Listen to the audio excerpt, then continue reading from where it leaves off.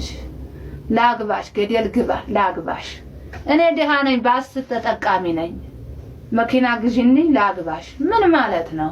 እኔ ባስ እየተጋፋሁ እሱ የራሴ መስሪያ ቦታ አጥቼ ወዲያ ወዲህ እየተንከራተትኩ ማህበረሰቤ ስብሰባ ላይ አሳትፉኝ የተለያየ ዝግጅት ላይ አሳትፉኝ ስላቸው እምቢ ብለውኝ እሱ ላግባሽ ይላል። ምን ማለት ነው?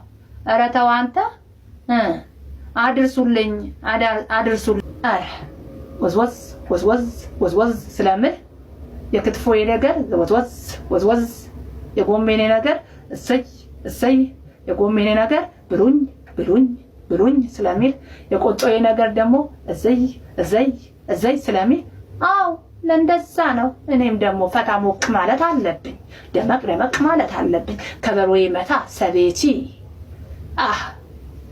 ማለት አለብኝ። ወዝወዝ ወዝወዝ ማለት አለብኝ።